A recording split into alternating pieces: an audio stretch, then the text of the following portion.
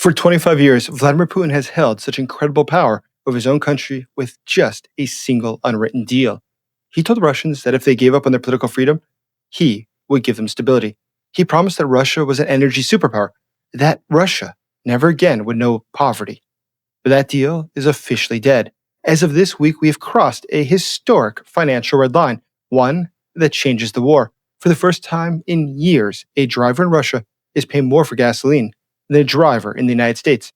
In the US, gasoline averages about 79 cents per liter, about $3 per gallon. In Russia, the price has surged to roughly 85 cents per liter, or $3.23 for the same gallon. That's an 8% premium for living in the world's biggest gas station. Domestic prices inside of Russia have jumped 11% in just a single year. This is roughly double the official inflation rate the Kremlin admits on television. The average Russian worker is now spending a higher percentage of their income on fuel than at any time in recent history. Things in Russia are just getting worse. My name is Jason Smart. I'm a special correspondent for the Kyiv Post and a national security advisor.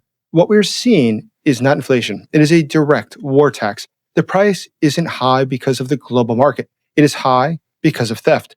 Energy experts calculate that crude oil is now only 10% of the price at a Russian pump. Nearly 60% of what a driver pays goes straight to the state in taxes and fees. Russia used to have a system called the damping mechanism to keep prices low. That was a subsidy scheme where the state paid oil companies to protect the Russian consumers. That system is being raided to pay for missiles, for shells, and for soldiers' salaries. Every time a Russian fills their tanks, they are directly funding the war chest.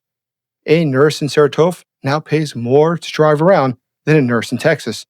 The energy superpower is now just a hollow shell feeding on its own citizens. The Kremlin has turned the daily commute into a mechanism for financial extraction. And all of this is never seen in the official Russian news. So help us get the truth to the world. All you have to do is please like this video, subscribe to this channel, and leave your comments below. You could consider becoming a channel member today. Because now, more than ever, we have to get the truth of Ukraine and what's really happening inside of Russia to more people. But back in Russia. Meanwhile, the disaster at the pump is matched by a disaster at sea. Ukraine has launched a sophisticated financial war against Russia's shadow fleet. These are the aging, uninsured tankers that Moscow uses to smuggle oil past Western sanctions. For 2 years now, this fleet allowed Russia to keep money flowing despite the price cap. Ukraine realized they don't need to sink every ship to win this battle. They need to make the ships uninsurable and toxic to global ports. And recent drone strikes have terrified the global maritime insurance market. Speaking of which, if you haven't already, please do see the first pinned comment below under the question of the day of how you too can help the Ukraine soldiers to stay alive this Christmas season with life-saving drones and other equipment. Thank you. But just look at what the drones do inside of Russia. A hit on a tanker does not just damage the hull, it spikes the price premium for every other Russian ship. Drones are changing this war. Just consider that today in Russia, nobody's quite sure what will happen tomorrow. If you're an actuary, how do you decide how much the rate should be for insurance if there could be an attack at any given port? That means that everything that's being imported and exported is also affected by these attacks. It's not just oil.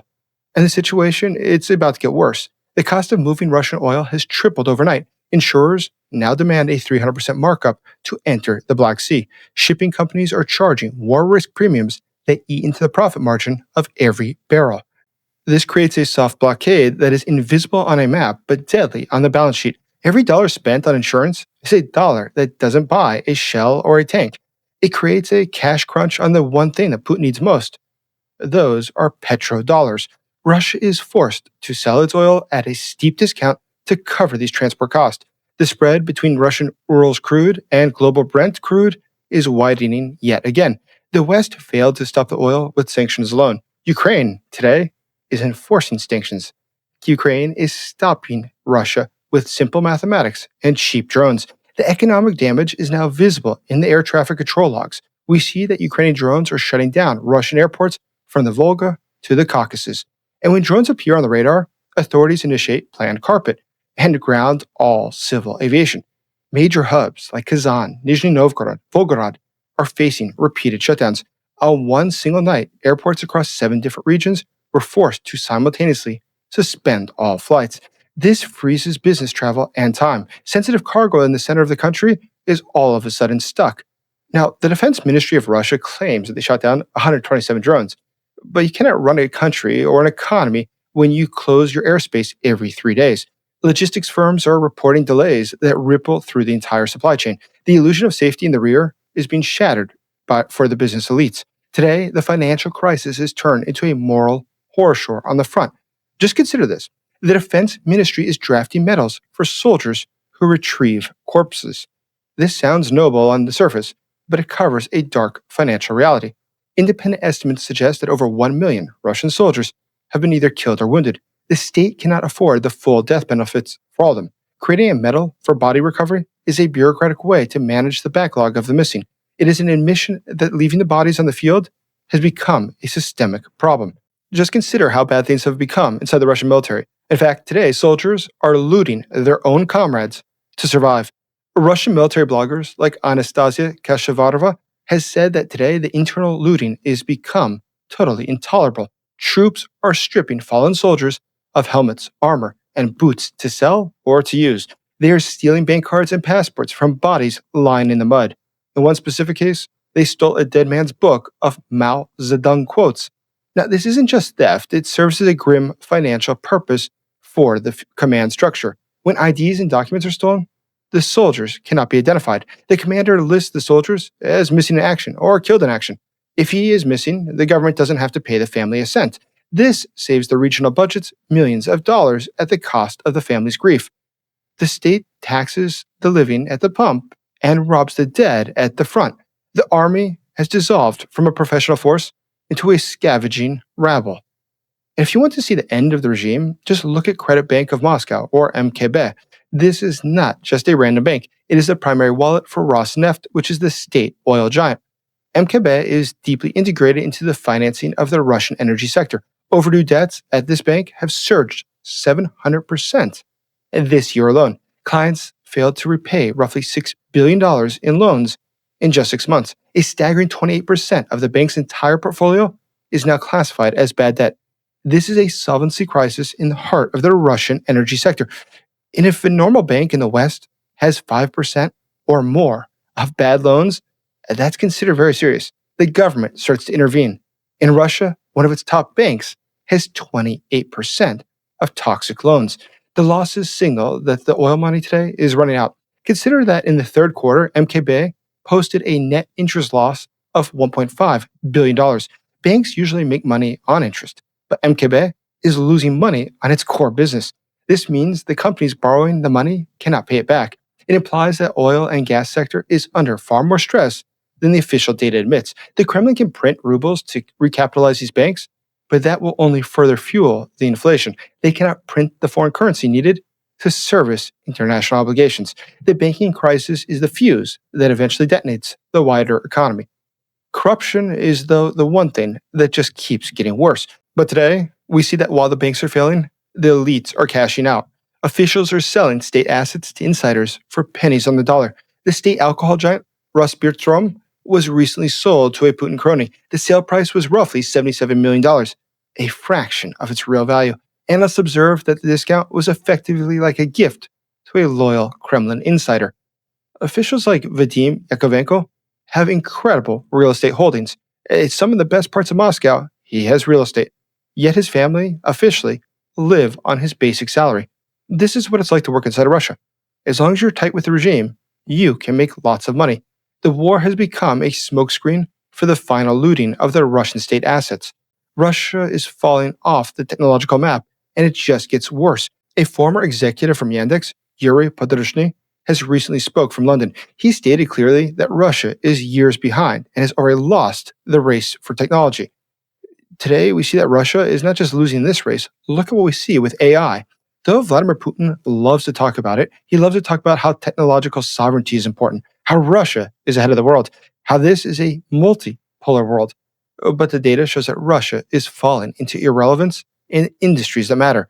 In the Stanford Global AI Vibrancy Index, Russia has fallen to rank 28. Their top AI model is ranked 25th globally. Without access to Western chips and capital, Russia is becoming a technological colony. Russian AI companies raised only $30 million in venture capital in the past year. By comparison, OpenAI alone raised over $6 billion. A country that loses the AI race loses the 21st century economy. Putin isn't restoring the Soviet Union. He's building a giant North Korea with oil. Today, we see that Russia just gets further behind everywhere it goes. But despite all this, Vladimir Putin continues to choose the wrong path forward for his country. Now, it's no surprise that the Russians did not take the recent peace negotiations seriously. As I've said many times before, there are some people in the very tops of the elites in the Kremlin who are making a lot of money from this war. They have no interest in seeing it end anytime soon. And that's why, despite this proposal being very much so in Russia's interest, they didn't take it up. It would have very much so rewarded the invasion of Ukraine and recognized stolen territory. Even with those favorable terms, Putin rejected the deal. He believes that time is on his side and that Western resolve will eventually crack. He calculates that he can exhaust Ukraine politically before his economy breaks. But the financial data he was analyzing is simply wrong. Today we see that even if there is supposed to be allies backing away from Ukraine, they are also managing their risk. In fact, we see today that China is buying Russian oil, but only at deep discounts that hurt the Russian budget. The world sees the weakness in the Russian system. They see the shadow fleet being squeezed and the banks beginning to fail. They see a leader who has to bribe his own soldiers to continue fighting. Today, the high gas prices in Moscow tell you everything you need to know about this war. The regime is cannibalizing the living standards of its people to buy another month of fighting. Real victory will not be decided by lines on a map, but by the bankruptcy of the Russian Federation. A Russia that learns invasion pays will threaten NATO, and Europe will forever be under this threat. A Russia that breaks under the cost of this war is the only path to a lasting peace. The West must enforce the sanctions and tighten the economic noose. The hollow superpower is closer to collapse than their propaganda would ever suggest. Thank you for watching. Please like this video, subscribe to this channel, leave your comments below, share this video with others, and share it on social media. And please do consider becoming a channel member today. And if you haven't already, check out the first pinned link of how you too can help the Ukrainian soldiers this Christmas season. As always, thank you for supporting Ukraine.